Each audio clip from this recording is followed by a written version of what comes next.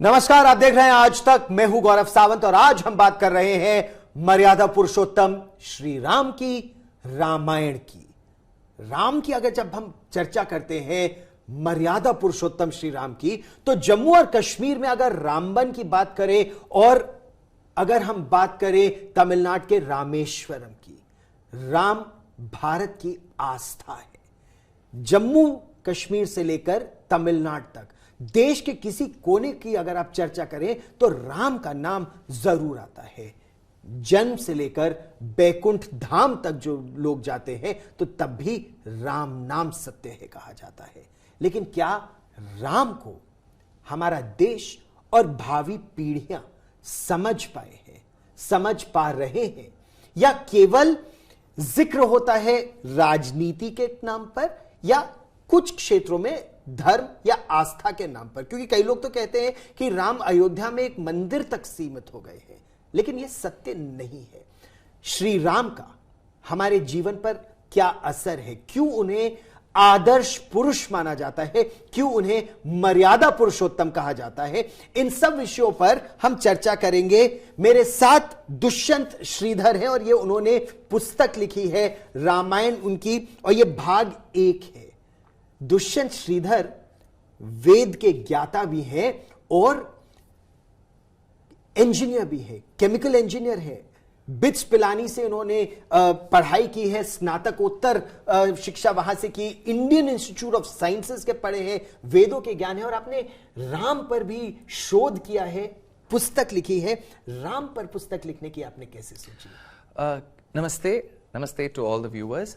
भारत देश का जो आधारित संस्कृति है, सनातन धर्म है, उसका आदि काव्य जो बोलते हैं शरणागति वेदम, वो है रामायण। तो जो कोई आस्तिक सनातन धर्म के बारे में ज्यादा जानना चाहता है, उसका पहला ग्रंथ होना चाहिए रामायण। और रामायणम कूजंतम राम रामेति मधुरम मधुराक्षरम आरुह्य कविता शाखाम वंदे वाल्मीकि कोकिलम। इससे ज्यादा बेहतर पुस्तक ग्रंथ कोई और नहीं हो सकता है, वो है रामायण। इसलिए मैंने पहला रामायण से शुरू किया। और श्री राम की जब हम चर्चा करते हैं तो भारत में तो जो भी शुभ कार्य होता है तो गणेश जी की पूजा के साथ हम शुभ कार्य शुरू करते हैं। लेकिन जब पुत्र की प्राप्ति होती है तो यही कहते हैं कि रामलला का जन्म हुआ है या बाल कृष्ण का जन्म हुआ है। जब मृत्यु होती है तो राम नाम सत्य है कहते हैं। तो राम हमारे लिए इतने महत्वपूर्ण कैसे? क्योंकि हमारे देश में हम जब पूजा करते हैं, साधना या आराधना, वो सभी देवताओं के प्रति करते हैं, शायद महादेव हो या भगवान नारायण हो। लेकिन अवतार पुरुष जो कहा जाता है, भगवान का अवतार, वो है एक राम। सो विभवावतारम अतिमानुषशील वृत्तवेशैः अतिवृत्तामर विक्रम प्रतापैः अतिलंघित सर्वलोक साम्यम वरये वैष्णव वैभवावतारम। जो वैभव होता है वो अवतार के से आधारित है, क्योंकि राम का जन्म हुआ, वो एक साधारण मनुष्य जैसे हमारे बीच में से एक थे, और उनके जीवन से आधारित जो रामायण है उसे बहुत मैसेजेस आता है। तो हम गणेश के बारे में बोलेंगे तो लोग बोल सकते हैं वे देवता थे, लेकिन जब राम के बारे में बोलते हैं वो आत्मानम मानुषम मन्ये, वो मनुष्य से आधारित है। तो द आइडियल्स जो भी लर्निंग्स है वो कोई सामान्य आदमी जान सकता है। इसलिए राम और कृष्ण का बहुत एसोसिएशन है, संबंध है इस देश की संस्कृति के प्रति। बहुत ही सुंदर। और पूरे देश को एक सूत्र में पिरोते हैं। मतलब श्री राम, आप तमिल हैं लेकिन कर्नाटक से हैं, और इस पूरे क्षेत्र की बात की जाए तो अयोध्या से श्री राम जब निकले तो मां सीता को जब लंका तक लेने गए तो पूरे देश का भ्रमण करते हुए एक तरह से, मतलब उत्तर प्रदेश भी गए, मध्य प्रदेश भी गए, छत्तीसगढ़ भी गए, महाराष्ट्र भी गए, उसके बाद कर्नाटक भी गए और तमिलनाडु भी गए। पूरे देश को एक तरह से इस भाग को जोड़ा उन्होंने। ये सच है गौरव जी, क्योंकि ये ग्रंथ का जो नाम है रामायणम, वो 2 शब्दों से उसका एक स्वरूप होता है। एक है राम और दूसरा शब्द है अयन। अयन माने पाथ, जो भी पंथा हम लेते हैं। राम प्लस अयन रामायण एक पाणिनि का सूत्र है, न बन जाता है, रामायण नहीं रामायण। तो रामायण का अर्थ जो है, राम ने जो पंथा लिया है, जो भी पाथ लिया है, उसे आधारित है। और हमारा जो ज्योग्राफी है, भौगोलिक ज्ञान है, वो जो आपने जो भी प्रदेश का नाम लिया था, सभी प्रदेशों के साथ गए हैं। इसलिए प्राण प्रतिष्ठा के पहले भी हमारे पूज्य प्रधानमंत्री मोदी जी ने भ्रमण किया तमिलनाडु का, केरल का, और फिर आंध्रा का, कर्नाटका का, सो सभी जगह, महाराष्ट्र का, क्योंकि रामायण एक उत्तर प्रदेश से जुड़ा हुआ एक ग्रंथ नहीं है, पूरे देश का है। और आप बाली जाएंगे तो उधर एक डांस भी है, केचक dance, every day it is perform, वो रामायण पर बेस्ड है। जो राजा लोग हैं थाईलैंड में, उनका सरनेम है रामकीन। और आप अंकोर वाट 13th सेंचुरी जो खमर डायनेस्टी का टेंपल है, उधर एक 216 फीट का पैनल रामायण से आधारित है। सो रामायणम वो spread across the South Indian nation, it is a SAARC in a way, पूरा साउथ एशियन एसोसिएशन का एक ग्रंथ है रामायण। तो वो सिर्फ भारत से जुड़ा हुआ ग्रंथ नहीं है, पूरे साउथ ईस्ट एशिया में उसका एक असर है। श्री राम को मर्यादा पुरुषोत्तम कहा जाता है। किस रूप में, जब आपने ये अध्ययन किया, वाल्मीकि रामायण का आपने अध्ययन किया, लेकिन इंटरप्रिटेशंस कई स्कॉलर्स के आपने अपनी पुस्तक में उनको इस्तेमाल किया है, उसको एनालाइज किया है, किस तरह से आप उन्हें मर्यादा पुरुषोत्तम के रूप में देखते हैं? राम को कहा जाता है धर्मो विग्रहवान अधर्म विरतीम। वो एक धर्म के एक बिंब हैं, एक स्वरूप हैं, और उनका हर एक वचन या एक कार्य धर्म से जुड़ा हुआ है। इतना है कि जो रामायण पर 6 भाष्य, टीका, जो हम व्याख्यान बोलते हैं, वो 6 है संस्कृत में। एक है त्रयंबक मखिन का धर्मकूतम, भूषण है गोविंदराज जी का, there is a commentary called as Tattvadipika by Maheshwara Tirtha, Kataka by Madhava Yogin, Vanshidhar Shiv सहाय जी का एक शिरोमणि व्याख्यान है, तिलका by नागेश भट्टा। सभी व्याख्यान जो है उसमें से एक व्याख्यान है धर्मकूतम। वो व्याख्यान इसलिए है कि राम के हर एक संभव जो है वो धर्म से जुड़ा हुआ है। सो वो व्याख्यान ऐसे करते हैं कि ये पूरा धर्म के बारे में है, धर्म के विग्रहवान है। और उन पितृवाक्य परिपालनम, पत्नी परिपालनम, सभी बहुत अंतर्गत है इस रामायण के अंदर। तो आजकल हम सोसाइटी को थोड़ा रिफॉर्म करना चाहते हैं, तो we can always induce the ideals of Ramayanam at a very young age. इसका कोई रिलीजन से या कास्ट से लेना देना नहीं है, सभी लोग पढ़ सकते हैं, सभी लोग इससे आधारित आइडियल्स को ले सकते हैं। ये बहुत सुंदर बात आपने की कि रामचंद्र जी की अगर बात करें तो एक आदर्श पुत्र थे, पिता के बस 1-2 वचनों को निभाने के लिए युवराज बनने वाले थे और अपना राजपाट छोड़कर 14 वर्ष जंगल चले गए। तो उनसे अच्छा बेटा तो कोई संभवतः हो ही नहीं सकता। लेकिन आपने कहा वो एक आदर्श पति भी थे। आधुनिक काल की जब हम चर्चा करते हैं तो जब मैं कॉलेज में पढ़ता था या अभी भी जब कई बार चर्चा होती है, विवाद होता है, वाद विवाद होता है, तो उसमें लोग बोलते हैं कि अपनी पत्नी से कहना कि आप अग्नि परीक्षा दो, या फिर एक धोबी के कहने पर अपनी पत्नी का त्याग कर देना, वो आदर्श पति कैसे हुए? आपने अपने शोध में क्या पाया? इसका उल्लेख इस ग्रंथ में नहीं है, क्योंकि वॉल्यूम 2 जो आने वाला है उसमें होगा, लेकिन फिर भी मेरा एक उत्तरदायित्व है मैं कि इस प्रश्न का उत्तर दूं।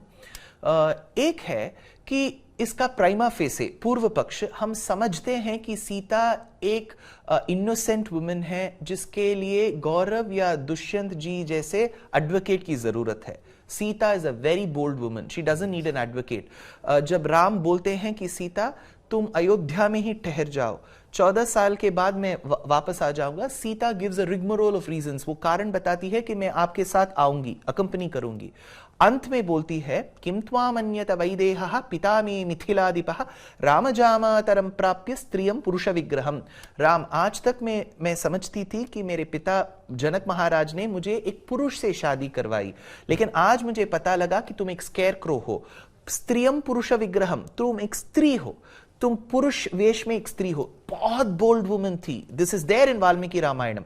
सच अ बोल्ड वुमन को सेवा करने के लिए लक्ष्मण जी आए, और जब राम मारीच के पीछे दौड़ते हैं, तब लक्ष्मण जी बोलते हैं कि मैं आपको छोड़ के नहीं जा सकता हूं सीता मैया। तो तब सीता कहती है, आज तक मैं समझती थी लक्ष्मण कि तुम मुझे मां बन के सेवा करने वाले हो, आज मैं जब बोल रही हूं जाओ अपने भैया की रक्षा करने, तुम नहीं जा रहे हो, you are waiting to do a physical relationship with me.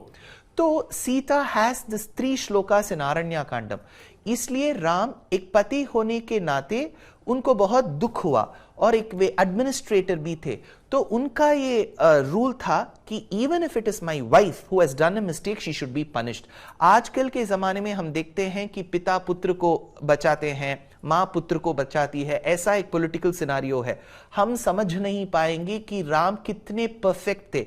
तो even if it is my wife who has maligned the character of Lakshmana, उसका मलाइनिंग मुझे करना चाहिए, तब भी उसको महसूस होगा कि किसी भागवतापचार माने कि किसी को अब्यूज नहीं करना चाहिए। So as an administrator Rama wanted to ensure, जो भी एक्यूजेशन तुमने लक्ष्मण को बोला, मैं एक बार तुम्हें बोलूंगा, तुम्हें महसूस होगा। इसलिए सीता ने भी उसका एक्सेप्टेंस किया। तो वो अग्नि परीक्षा के बाद, see if Sita had felt wrong, जो राम ने गलत किया, तो वो बोल सकती थी मैं मिथिला जाऊंगी, मैं तो तुम्हारे प्रदेश क्यों आऊंगी। She was a very bold woman. लेकिन उनको पता था कि एक बार उन्होंने गलती कर दिया और इसका प्रायश्चित ये बात सुनना है, जैसे लक्ष्मण सुने मुझे भी सुनना पड़ेगा। So agni pariksha was not a test for her chastity, it was rather a punishment for what she had done. और राम जो धर्म के विग्रहवान है, उन्होंने ठीक ही किया एक एडमिनिस्ट्रेटर हो। धर्म अर्थात न्याय, एडमिनिस्ट्रेटर, करेक्ट। तो किंतु एक धोबी के कहने पर अपनी पत्नी का त्याग, वो भी जब लवकुश उनके पेट में थे। हाँ, तो 2 इंसिडेंट्स होता है। सीता को, गर्भवती सीता को वन में छोड़ने के पहले दिन एक वो गैलरी पे लेके जाते हैं। वो भवभूति के उत्तर रामचरित्र एक ग्रंथ है, उसमें लिखा हुआ है, जब सीता आरण्य कांड के एक आश्रम के सिनारियो को, वातावरण को देखती है, तो वो बोलती है कि यदि मेरे बच्चे होंगे तो ऐसे वातावरण में उनका पैदाइश होना चाहिए, नरिशमेंट। दूसरे दिन जब भद्र the informer comes and informs कि कुछ लोग आपके पत्नी के चारित्र के बारे में कुछ बोलते हैं, राम एक डायलेमा में पड़ जाते हैं कि मुझे क्या करना चाहिए। और एक आचार्य नारायण भट्टत्री 400 इयर्स के पहले नारायणीयम एक संस्कृत काव्य में बोलते हैं, धर्म अतीत जो आदमी ज्यादा रूल्स फॉलो करने के लिए, परफेक्शनिस्ट होने के लिए सोचते हैं, वो एक दोष राम में है। कुछ लोग हाथ भी दिखा के इंडिकेटर भी डालते हैं, ज्यादा रूल्स फॉलो करने वाले, वैसे थे राम। तो उनको समझ में आया कि एक भी एक्यूजेशन मेरे एडमिनिस्ट्रेशन में होगा तो लोग क्या बोलेंगे। तो he had to sacrifice his own marital life for being a very good administrator. तो हमारे आचार्य गण खुल के नहीं बोलते हैं, लेकिन एक हिडन मैसेज है कि राम थोड़ा ऐसा नहीं करना चाहिए था उनको।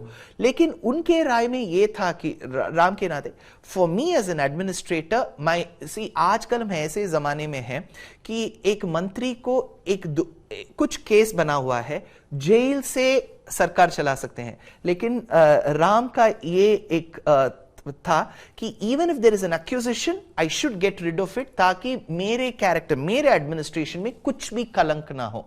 तो हम नहीं समझ सकते हैं राम का वो, क्योंकि we live in a different world. क्या भारत, भावी भारत, क्योंकि इतना विदेशी आक्रांता हमारे देश में आए, हमारे मंदिर तोड़े गए, हमारी आस्था पर इतना कुठाराघात हुआ, क्या हम अपनी जड़ों से काफी हद तक कट गए हैं? और क्या एक बार फिर प्रयास हो रहा है कि हम अपनी जड़ों को पहचाने? क्या भावी पीढ़ी कट रही है जड़ों से? गौरव जी, 2 बात है जो हर एक आस्तिक जन को पहचाना चाहिए। एक है प्रमाण, जो ग्रंथ है, रामायण, महाभारत, भागवत, विष्णु पुराण, वो सब प्रमाण है जिसके आधारित हमें ज्ञान मिलती है।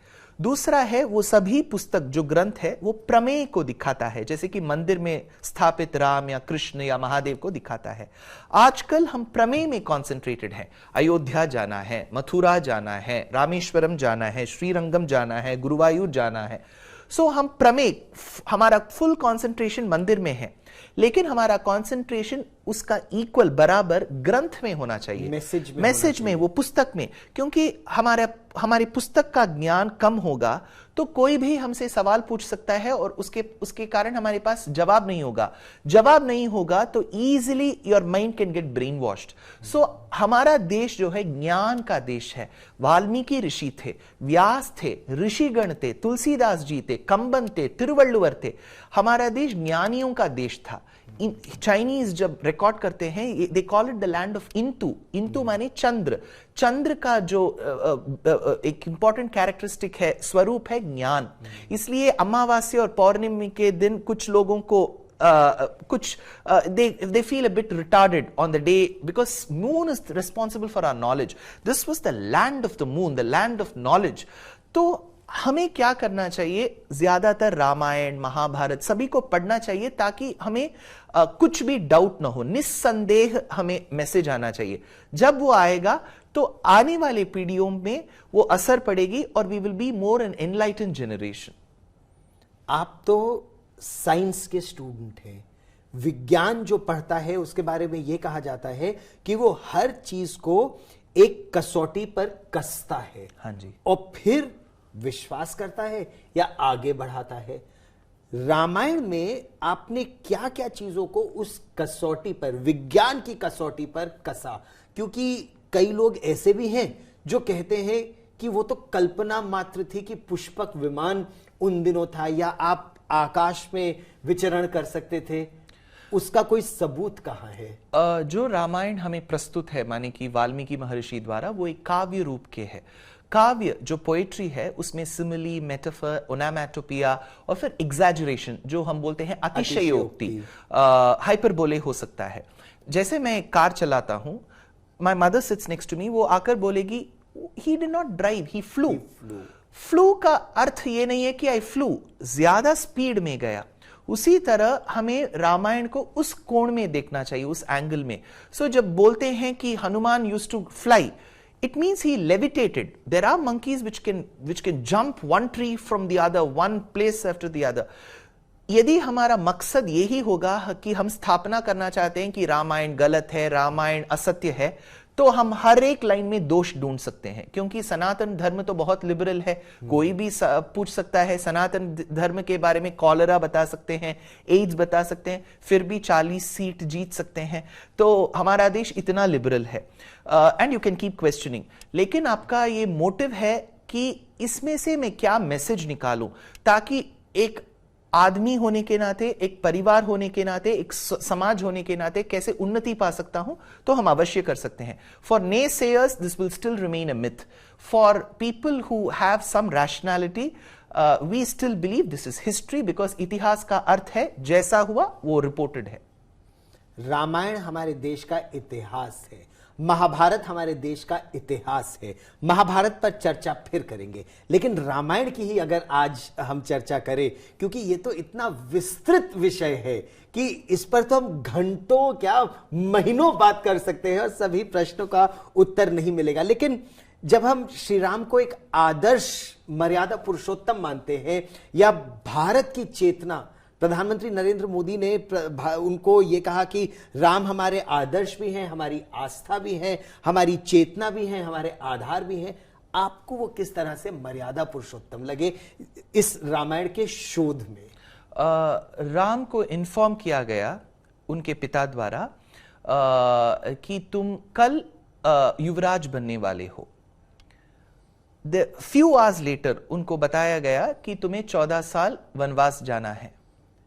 आज मैं यदि राम के स्थान में होता तो मैं अपने पिता के खिलाफ एडवोकेट भेज देता। कोई नहीं जा सकता है। वो एक परफेक्ट सन थे, इतना परफेक्ट थे कि दशरथ बोलते हैं, आज मुझे बहुत दुख ये लगता है कौशल्या कि मुझे एक इतना ओबीडियंट सन मिला। मुझे एक डिसोबीडियंट सन मिलना चाहिए था जो बोल सकता था पिता मैं नहीं जाऊंगा, लेकिन मेरा सन इतना ओबीडियंट है, वो बोल रहा है कि मैं जाऊंगा पिता। in which story will you come across such an ideal son? It is not a story, it's a reality of course. लेकिन किसमें ऐसा पुत्र मिलेगा, किसमें लक्ष्मण जैसा एक छोटा भाई होगा? हम देखते हैं कि कितने लोग कॉर्पोरेट्स में brothers fight in a large corporate, but here there is a brother called Lakshman who says I am ready to sacrifice my marital life. मैं आपको अहम सर्वम करिष्यामि जाग्रतः स्वपतश्चते, आप सोए हुए हैं या जागृत हैं, मैं सभी सेवा करूंगा. कहां मिलेगा? जो हनुमान है, वानर जाति के हैं, वो आके बताते हैं कि मैं रिस्क लेता हूं लंका जाने में. वो एक सर्जिकल स्ट्राइक थी, रात में गए सुबह आए और पूरा दहन हुआ, तो वो एक सर्जिकल स्ट्राइक था. उनके हनुमान और राम के बीच क्या रिलेशनशिप था? सिर्फ भक्ति भाव था. दिस इज अ बुक, वो एक प्रेरणा है, चेतना है. जब तक लोग पढ़ेंगे तो उनको ये महसूस होगा. But if they do not have the reading habit and if they are pessimistic about everything, उनको कुछ नहीं दिखेगा. इसमें सिर्फ सच्चाई है और ये भारत का एक फाउंडेशन है. There is no doubt about it. I have no doubt about it. नहीं, बहुत सुंदर आपने बात की और आपने बिल्कुल सही कहा, क्योंकि हमने भारत में ही देखा है कि सत्ता पाने के लिए पुत्र ने पिता को या जेल में डलवा दिया या पिता का कत्ल करा दिया या अपने भाइयों का कत्ल करा दिया. और यहां जब भरत को भी जब साम्राज्य मिला तो भरत ने श्री राम की चरण पादुकाएं वहां पर रखी और यह कहा कि अगर भगवान जमीन पर सो रहे हैं या भैया जमीन पर सो रहे हैं तो मैं तो और नीचे सोऊंगा, और एक गड्ढा खुदवा कर कि इतना भाइयों में प्यार ये और कहां मिलेगा. तो ये तो बहुत कुछ सीखने के लिए है. सबसे बड़ी सीख आपके मुताबिक, क्योंकि मैं तो जरूर चाहूंगा कि भावी पीढ़ियां मतलब श्रवण कुमार जैसी पितृभक्ति, माता और पिता की भक्ति कहां मिल सकती है कि आप पढ़ें, सोचें तो आंखों में आंसू आ जाते हैं. सबसे बड़ी सीख हम भारत की भावी पीढ़ी को क्या दे सकते हैं? रामायण के जो पात्र हैं उन लोगों के जैसे भक्ति या उन लोगों के जैसे रहन सहन जीना थोड़ा कठिन है. लेकिन जब हम पढ़ेंगे तो एटलीस्ट हमें यह लगेगा कि 1% मैं कोशिश करूं. वो कोशिश करने से हमारा समाज, क्योंकि हम बोलते हैं कि we should become the 3rd largest economy. Economy एक बात है, ठीक है, लेकिन we should become a very very crimeless society. एक Ram Rajya. See what was Sita's accusation on Ravana? Me too movement ना. वो कितने वुमेन, रंभा, तिलोत्तमा, कितने लोगों के साथ उन्होंने गलत बात की. तो we should always aim for a society where the crime is less. तो उसके लिए हमारे सोसाइटी, स्कूल्स, कॉलेजेस में रामायण, महाभारत दोनों ग्रंथ पढ़ाए जाएंगे तो हमें समझ में आएगा कि कैसा जीना है और कैसा नहीं जीना है. डूज एंड डोंट्स दोनों पता चल जाएगा and then will become a better society. तो we should just not aim to become a 3rd economy और द मिलिट्री पावर.